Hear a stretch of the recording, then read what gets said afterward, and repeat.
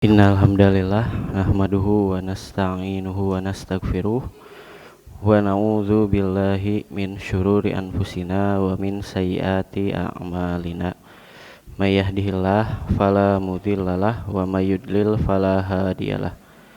Asyhadu an la ilaha illallah wahdahu la syarikalah wa asyhadu anna Muhammadan abduhu wa rasuluh alladzi la nabiyya ba'dah amma ba'du. Puji sinareng syukur urang sami-sami panjatkeun ka Allah nu Rabbun Ghafur. Kumargi urang masih keneh dipaparin kasempatan ngagunakeun kasehatan urang, kanikmatan nu tos dipaparin ku Allah ka urang dina raraga tholabul ilmu. Mudah-mudahan kasehatan urang dibarengan disarengan ku afiah ti mantanna. Amin ya rabbal alamin. Ka ihwatu iman atanapi saderek anu nuju teu damang dipaparin panyawat ku Allah, mudah-mudahan dipaparin enggal didamangkeun sareng mudah-mudahan panyawatna janten kifarat kana dosa-dosa urang sadayana. Urang sami-sami lajengkeun pangintenan terakhir teh ngawahas surat terakhir surat naon Bu? Surat Al-Qari'ah. Al-Qari'ah. Pung satajan kadinya kinten-kinten pami ibu sareng bapa dipasihan kakuatan super gitu. Hoyong kakuatan super nu kumaha?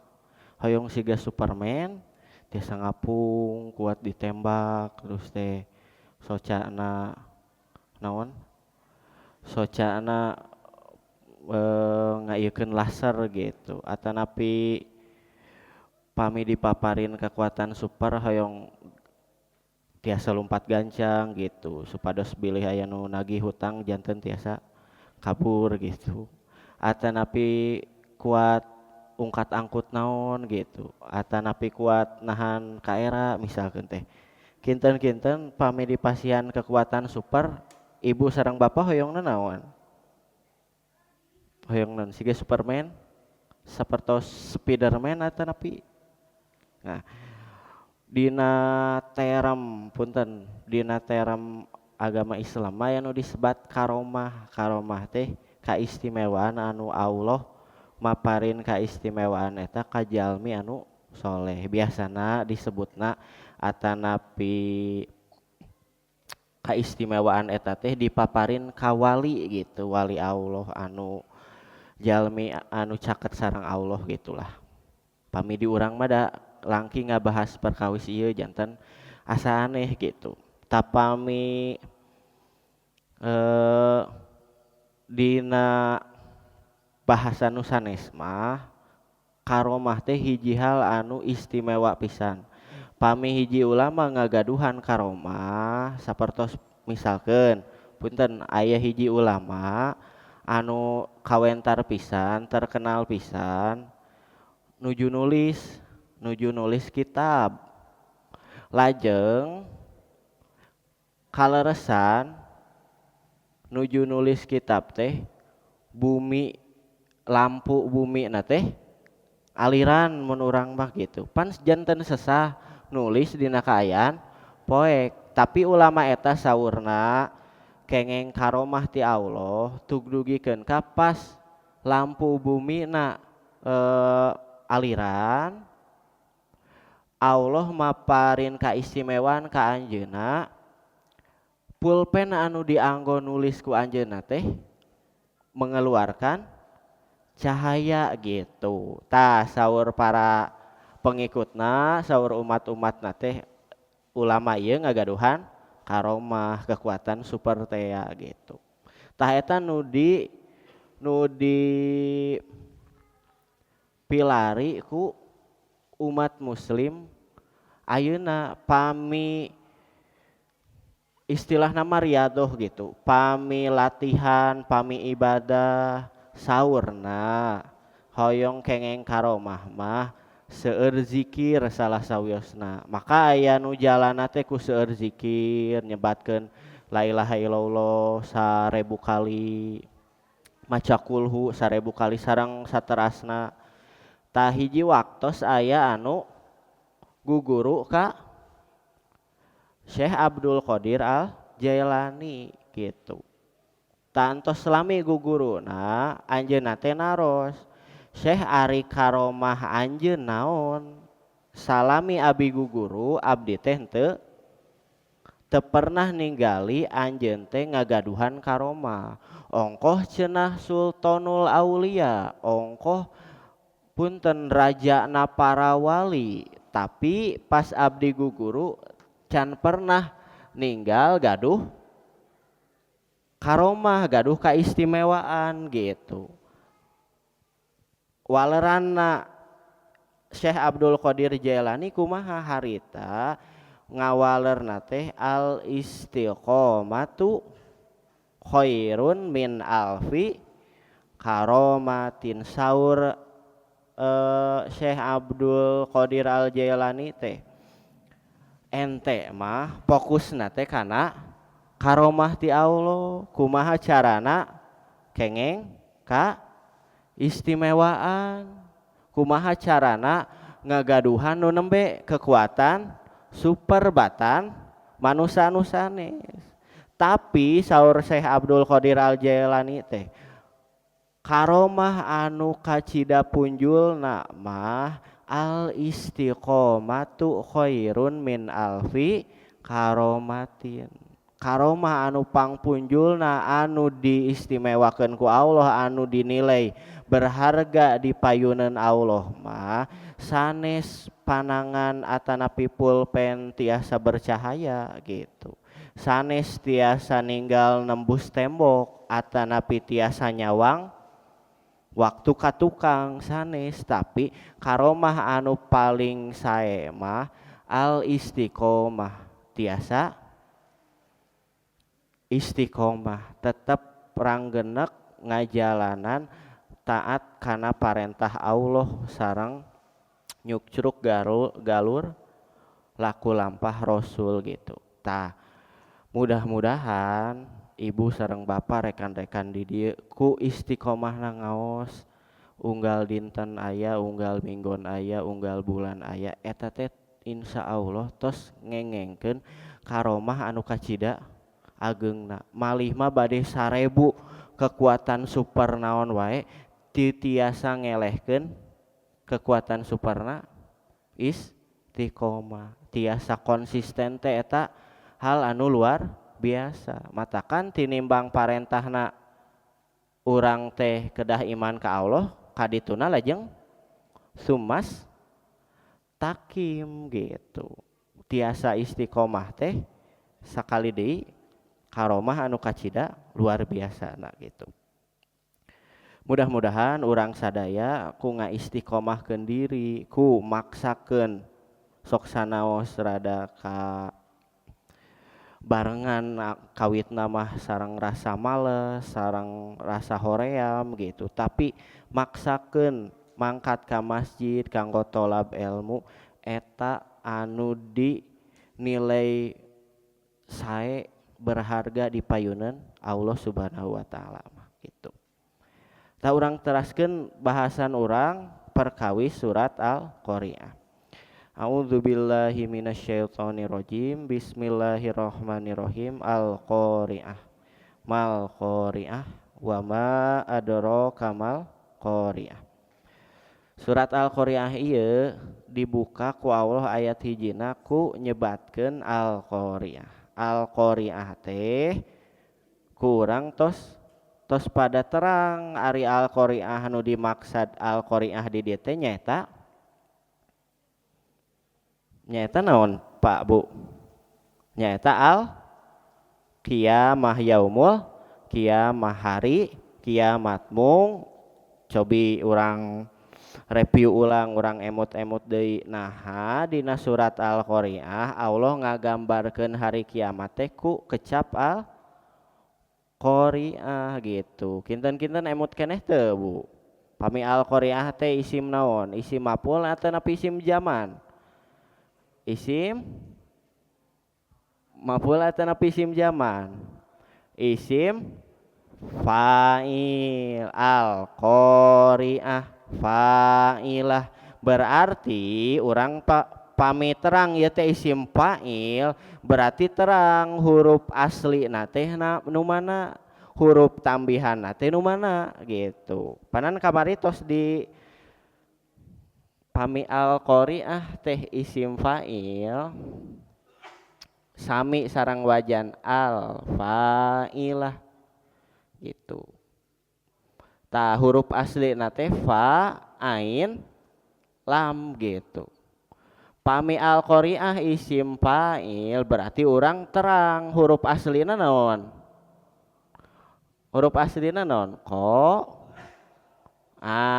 Qoro'a yak ro'u hartosna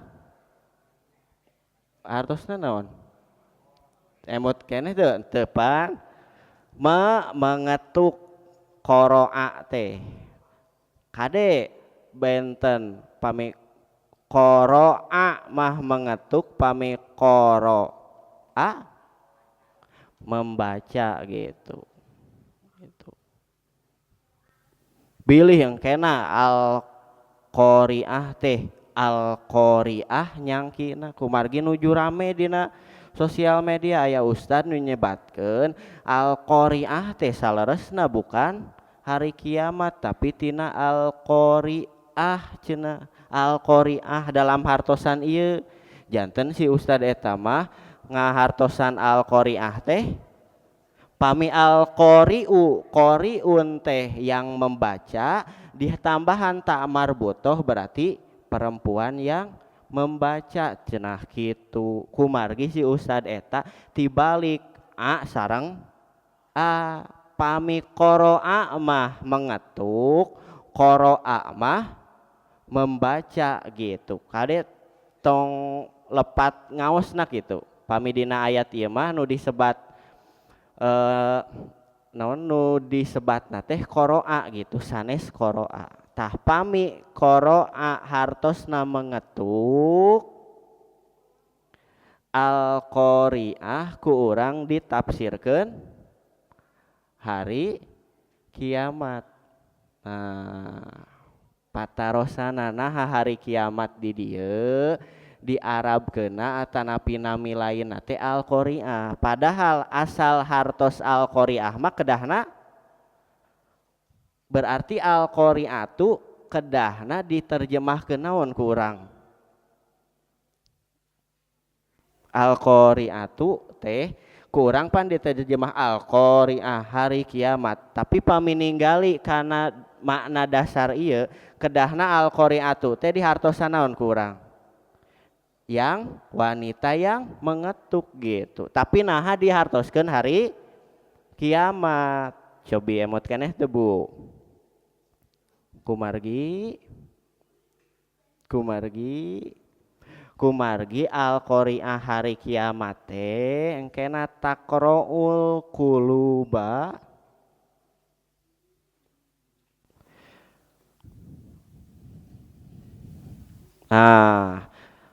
kumargi hari kiamat teh ngetrok panto hate urang ku ahwaliha ku kerongkahannya saking ku berita ngeunaan hari kiamat teh begitu dahsyatna pas urang maca ayat perkawis hari kiamat kedahna ngetrok panto hate urang. Ngetrok panto hate kanggo naon? Kanggo naon sok Bu Pak? Al qur'u teh ngetrok kalayan satarikna atorku bisyiddatin gitu. Pami ku Ustad UU mah digambarkeun aya jalmi nu ngadobrak panto urang, ta eta al qur'u teh. Al qari'ah ku Ustad UU mah ditafsirkeun poe anu ngagempurkeun gitu. Ta al qari'ah teh nu nembe ngetrokna satarikna sakali di pami aya nu ngetrok kana panto urang satarikna urang nyangkina kumaha nyangki ka jalmi anu ngetrokna kumaha urang nuju cicing-cicing nuju lelendean nuju nyantai gitu ujug-ujug aya nu ngetrok kana pantau urang satarikna urang teh langsung ngemut pan eta jalmi nu ngetrok satarikna teh berarti aya perlu aya gaduh berita anu kudu didugikeun harita keneh. Nah jalmi eta babaturan urang bet kedah ngetrok pantau urang satarikna supados naon bisi urang sebagai tuan rumah nuju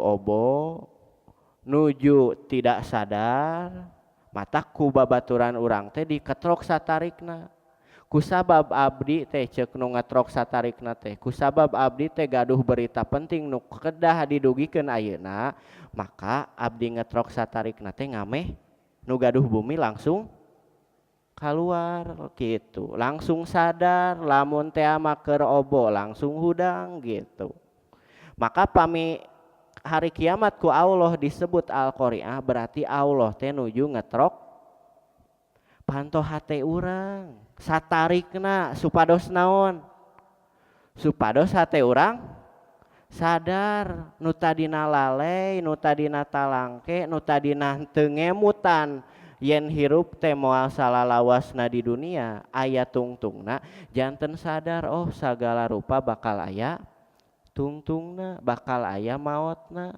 terus bakal aya hari balitungan engke urang bade tos bebekalan naon kanggo poean eta kitu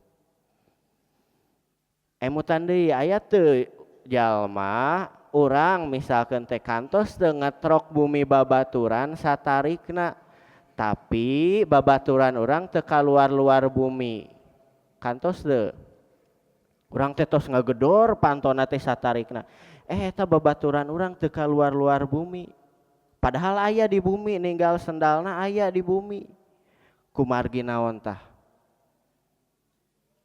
geus diketrok satarikna tapi teu kaluar-kaluar kumargi naon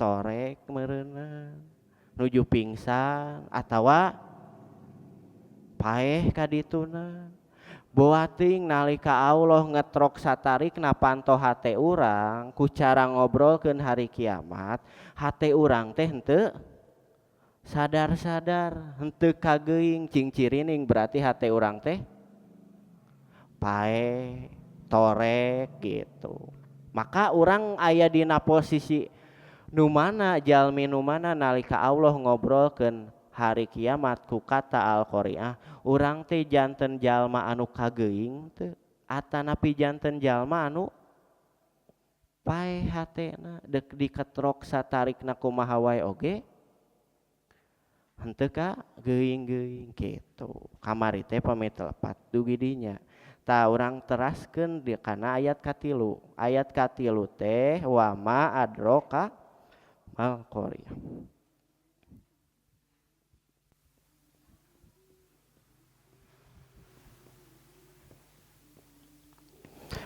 wa ma adraka mal qari'ah dihartoskeun ku urang naon wa ma adraka mal qari'ah pan ku urang mah dihartoskeun ieu tahukah kamu gitu kan ya tahukah kamu apa itu al-qari'ah gitu padahal pamininggal struktur kalimatna kata ieu pan seueur uslub atanapi gaya bahasa anu sami wa ma adraka ma lailatul qadr wa ma adraka ma yaumuddin wa ma adraka ma sijin wa ma adraka ma iliyun sareng sajabina padahal pamininggali struktur kalimatna ieu teh dihartoskeun ieu tahukah kamu seolah si kamu na ieu teh janten subjek padahal pamininggali naon susunan kalimatna cobi ma adraka kinten-kinten Bu ta ieu tah sabaraha kalimat ieu Bu Pak ma adraka sabaraha kalimat 4 kalimat atanapi 5 kalimat Tilu naon wae ma adero sareng ka gitu. So urang wincik hiji-hiji ilmu nahwuna. Ma dina ilmu nahwu ieu teh kalebet huruf atanapi fiil. Isim istifham. Isim istifham. Istifham hartosna pertanyaan gitu, pertanyaan. Urang wincik adro teh hasal nama kieu nulisna adro gitu. Adro isim atanapi huruf? Fiil naon cobi? Fiil mudhari fiil amr. Fiil madi. Wajana teh ala gitu. Ala. Berarti ieu ka janten naon? Maf'ul bih, pami urang mah objek gitu. Maf'ul bih atanapi objek. Tah pami ninggal kieu berarti kedahna ngahartosan ma adroka teh kumaha? Cobi. Apa muhun apa adro yang tah ke ditafsirkeun ieu tah adro teh sami sareng a'lama ma a'lamaka. Kitu ditafsirkeun teh apa yang a'lama teh memberitahu gitu. Janten ma a'lamaka teh apa yang bisa memberitahu mu gitu. Ma'adro teh kedahna dihartoskeun apa yang bisa memberitahumu gitu. Nah, makna di dieu engkena ditafsirkeun ayyusyahsin.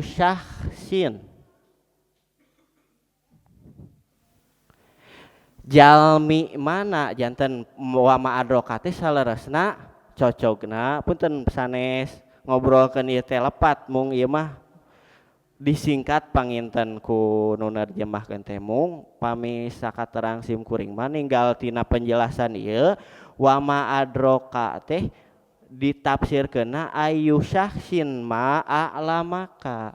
Janten ditafsirkeunna jalmi mana makhluk mana anu tiasa masihan terang ka anjeun. Ngeunaan naon dina ieu?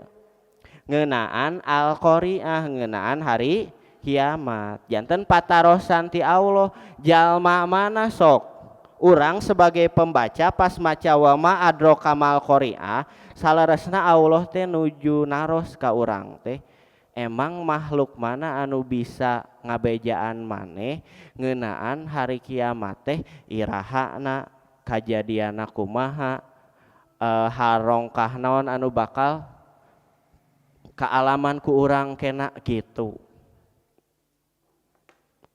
Engkena punten ibu sareng bapak tiasa teu ngawartosan ka abdi ari kuda teh nu kumaha? Tiasa teu? Tiasa teu Bu Pak? Pami abdi naros ari kuda teh naon? Tiasa teu ibu sareng bapak masihan terang ka abdi kuda teh nu kumaha? Ciri-ciri fisikna siga kumaha? Tiasa teu? Tiasa teu? Tiasa? Nah betiasa? Kumargi? Mah? Ibu sareng bapa matak tiasa ngawartosan ka abdi kuda teh siga kumaha, kumargi ibu sareng bapa kantos ninggal gitu. Yen kuda teh sapertos kitu. Pangintenan zaman kapungkur teh jalmi nu ngawitan ninggal kuda teh masihan terang ka jalmi nu sanes.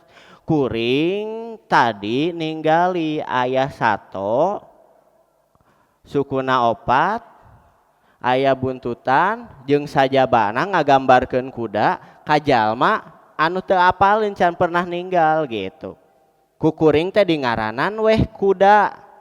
Terus teh jalmi eta pas ningali ciri-cirina, oh itu geningan anu dimaksud ku si eta teh kuda teh gitu.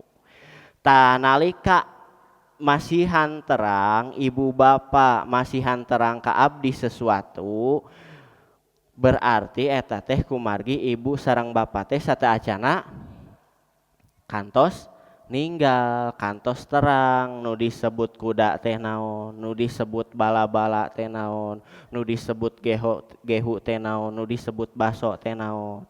Kinten-kinten lamun ibu sareng bapak teu acan pernah ninggali kuda, tiasa teu masihan terang ka abdi kuda teh siga kumaha, tiasa teu, henteu. Naha sok teu acan pernah ninggal. Mata kan kahartos teu ayeuna Allah naroskeun sapertos kieu. Mana jalmana, mana makhlukna nu bisa masihan nyaho ka anjeun ngeunaan hari kiamat. Aya teu jalmina nu bisa masihan terang ka urang hari kiamat teh siga kumaha, aya teu? Nah beuteut aya. Kumargi teu acan aya kantos makhluk anu ngalaman hari kiamat. Maka angkena ngawalerna kumaha ye? Aya teu nu tiasa ngawartosan urang ngeunaan hari kiamat? Teu aya gitu. Maka angkena angket ieu teh disebatna istifham lil inkari gitu. Naros tapi saleresna menafikan, meniadakan yen sabenerna mah moal aya makhluk anu tiasa masihan terang ka urang ngeunaan hari kiamat. Kusabab saha makhlukna anu pernah ngalaman hari kiamat. Berarti nu tiasa masihan terang ka urang ngeunaan hari kiamat saha Allah gitu, saha nu terangna gitu.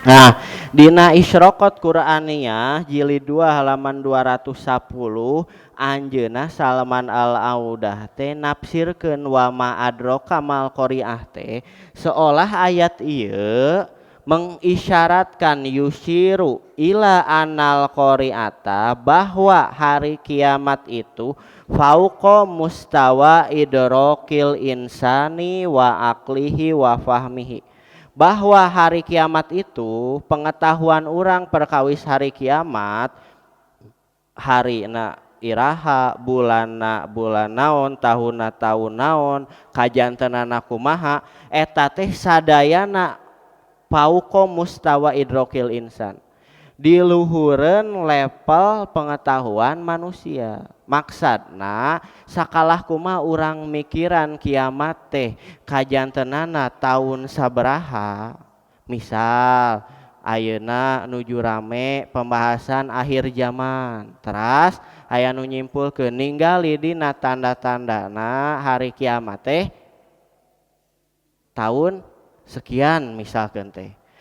Saur Salman Al-Audah mah moal aya nu terang fauqa mustawa idrokil insan, nu disebat hari kiamat mah saluhureun pengetahuan manusia. Deuk sakalah kumaha urang mundel datana ngeunaan hari kiamat, bakal aya Ya'juj Ma'juj, tanda-tanda kemunculan Dajjal teh siga kieu tos kaciri ayeuna.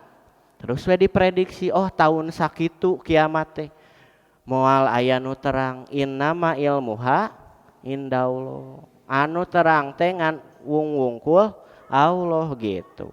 Da urang moal kaudag ilmu ngeunaan kiamat, nu nembe teh saha jalmina saha makhlukna nu tiasa masihan terang hari kiamat ka urang gitu. Ger ieu mah ujug-ujug aya jalmi hari kiamat teh tahun kamari-kamari tahun 2012 ger kaliwat tahun 2012 teh. Berarti urang teh jalmi-jalmi anu selamat dari hari kiamat. Moal aya nu salamat dina hari kiamat makannya Ibu Pak gitu. Matakan pami aya jalmi nu ngangkeun manehna terang hari kiamat teh iraha ku Allah ditaros langsung ditantang eta saha nu mere nyahona da anu terang hari kiamat mah mungguhing kaula saur Allah teh gitu. Bet nabi wae Nabi Muhammad wae jalmi anu paling caket sareng Allah teterangan hari kiamat teh iraha gitu. Maka urang uwih deui kana sumber kana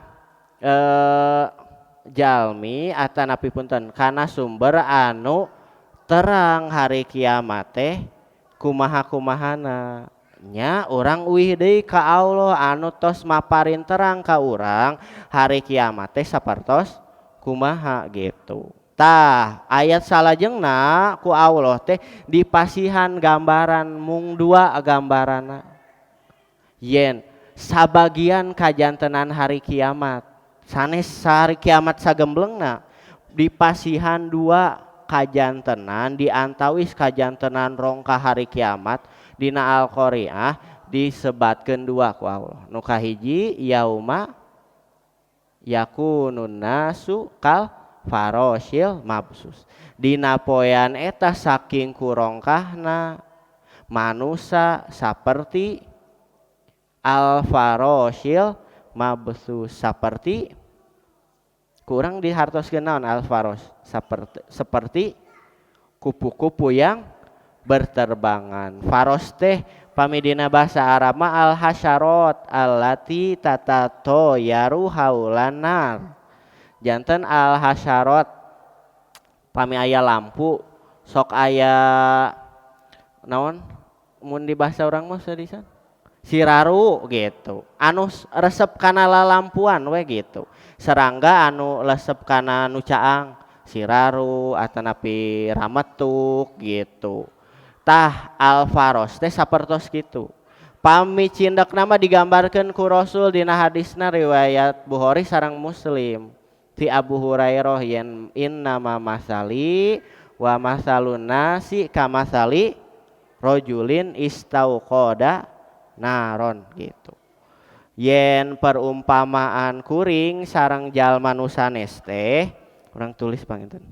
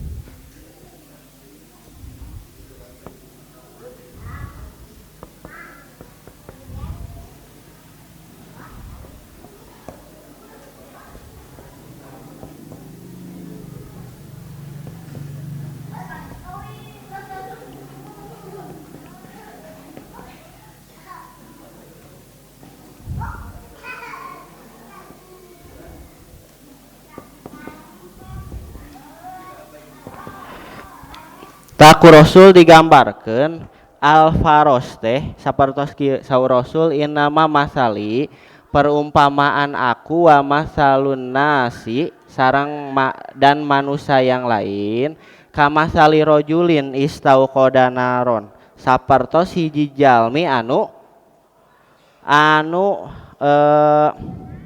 istauqoda naron menyalakan api gitu.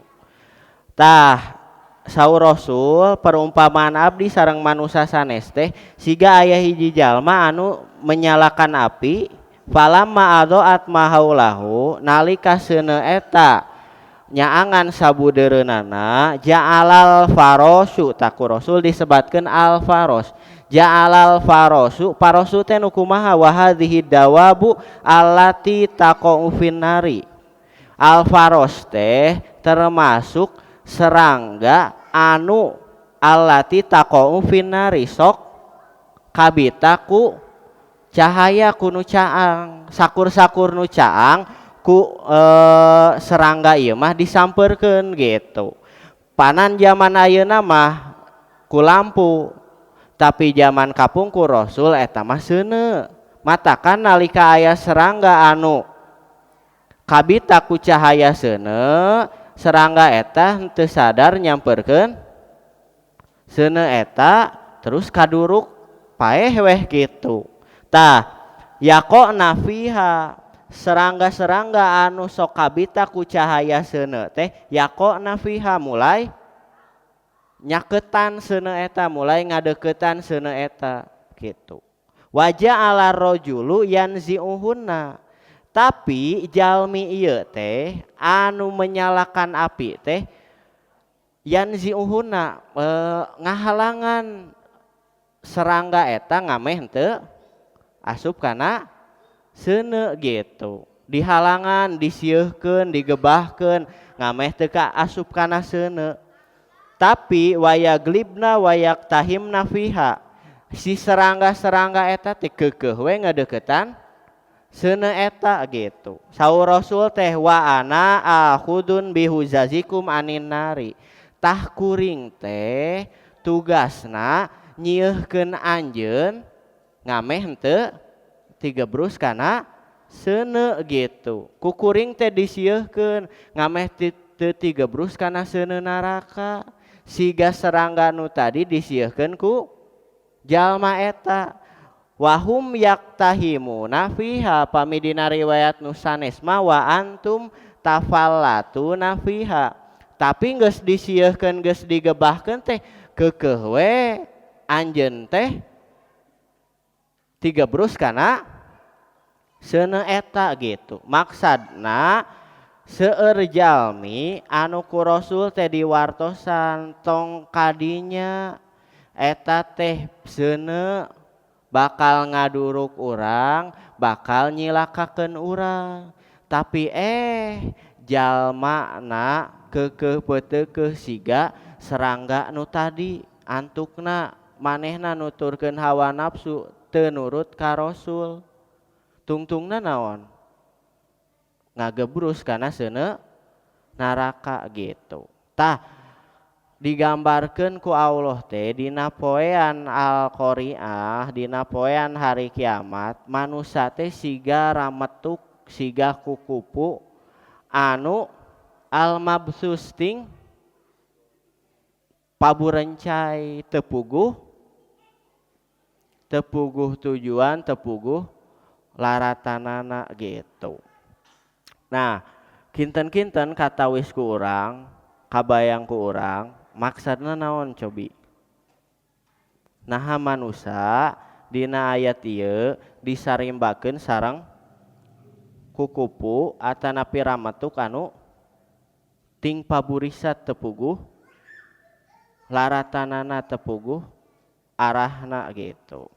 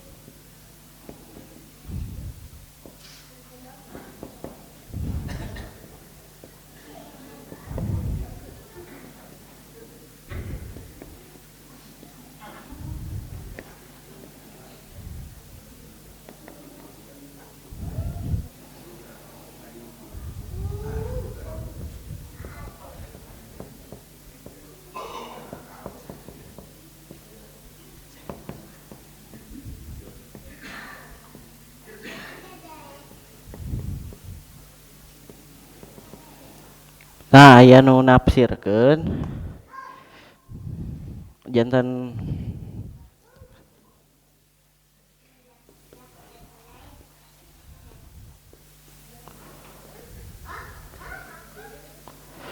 simkuring mendakan hiji kitab tafsir namina teh at-tafsirul hadis, tafsir anu mana tartib tartib suarna teh hasban nuzul janten nafsirkeun teh teu sapertos Al-Qur'an urang tingawitan Al-Fatihah heula tapi sesuai sareng tartib nuzulna.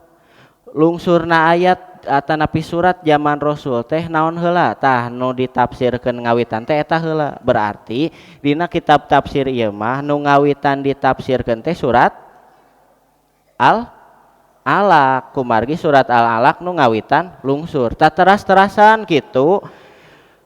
Lajeng anjeunna pas nafsirkeun surat Al-Qari'ah dina jilid 2 halaman 183 teh ngobrolkeun kieu saurna naha bet manusa disarimbakeun atanapi disaruakeun sareng ramatuk anu ting paburencai.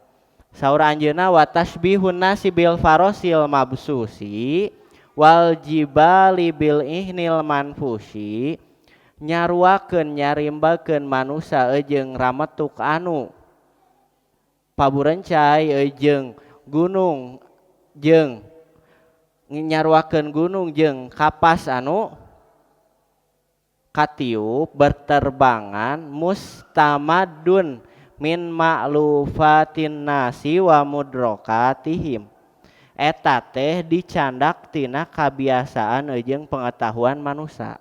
Maksudna kieu Allah nuju ngagambarkeun ka urang hal nu teu acan kantos katinggal ku urang.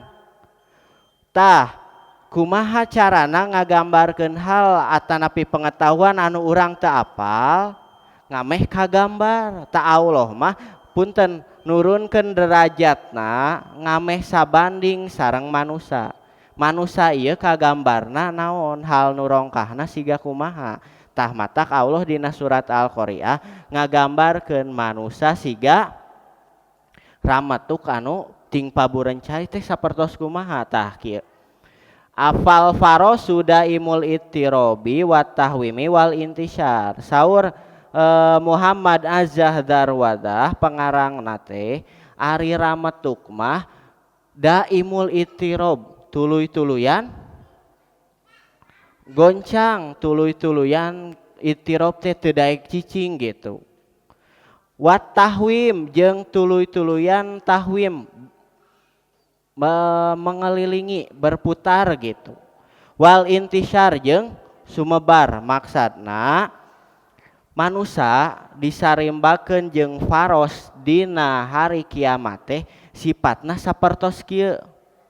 Tuluy-tuluyan goncang teu daek cicing pupuiran we terus cing cirining manusia sayakunun nasu kadzalika yaumal kiamah tah saperti kitu manusia engke dina hari kiamat siga faros dina artian teu daek cicing terus-terusan kumelendang sumebar ku sabab naon eta teh min syiddatil qalaqi warubi ku sabab saking ku galau saking ku sieuna pas di singhareupan di payunan teh aya kajadian rongkah hari kiamat gitu. Saking ku sieuna maka manusia harita siga ramatuk anu ting paburesat gitu. Ramatuk ting paburisat milarian naon eta teh kinten-kinten milarian nu nembe milarian cahaya ari manusia sieun ting paburisat milarian naon milarian tempat aman, tempat pamuntangan. Cik ieu kajadian rongkah hari kiamat kaalaman ku manusia gempa dahsyat pisan engke ku Allah digambarkeun gunung ting ngararapung saking ku sieuna tina bahaya hari kiamat manusia teh lumpat paburencai siga Rametuk nu tadi milarian naon milarian nu tadi milarian pamuntangan cik aya tempat nu aman teu tina bahaya hari kiamat cik aya nu bisa jadi pamuntangan teu aya nu bisa dipenta tolong teu pas hari kiamat gitu. Ari manusia ting pabureun cai keneh cing cirining berarti aya pamuntangan teu pas hari kiamat teu aya gitu. Kinten-kinten jalmi muslim pas ditibanan musibah kacidarongkahna bakal ting paburisat teu. Kinten-kinten jalmi muslim dipaparin bencana anu kacidarongkahna bakal ting paburisat sigara metuk teu. Bakal ting paburisat sigara metuk teu. Nu nembe nu ting paburisat mah teu gaduh cecepengan teu gaduh tempat pamuntangan. Ari umat muslim gaduh tempat pamuntangan teu? Saha? Allahus somad. Matakan umat muslimah sakalah kumaha bencana rongkah kacida ageungna moal nepikeun ka ting paburisat menyiar tempat pamuntangan. Da puguh urang mah tempat pamuntangan hiji-hijina ka Allah. Tiasa teu nafsirkeun jalmi anu dina hari kiamat teh ting paburisat sigara metuk milarian tempat pamuntangan berarti nu kaalaman hari kiamat teh jalmi nu kumaha? Jalmi anu kafir. Da jalmi nu mukmin mah moal nepikeun ka kaalaman nu nembe kaalaman kajadian rongkah sakalah kumaha waena oge moal dugikeun ka ting paburisat teu aya pamuntangan. Cing cirining berarti saur simkuring ieu mah. Nu kaalaman hari kiamat teh digambarkeun ku Allah sigara metuk anu ting paburisat teu aya pamuntangan cing cirining berarti jalma kafir. Da geuning dina hadisna ge saur Rasul anu ngalaman hari kiamat rongkahna mah min syirorin nas jalmi anu pang goreng akhlakna, pang goreng moralna, teu iman-iman acan ka Allah kitu. Sakitu panginten nu tiasa didugikeun hapunten boh bilih aya kalepatan dina ngadugikeunana sareng sagala rupina mugi adi hapunten. Jazakumullah karsa ngadangukeun Robbana atina fid dunya hasanah wa fil akhirati hasanah wa qina adzabannar. Aqulu qouli hadza wa astaghfirullah li wa lakum. Assalamualaikum warahmatullahi wabarakatuh.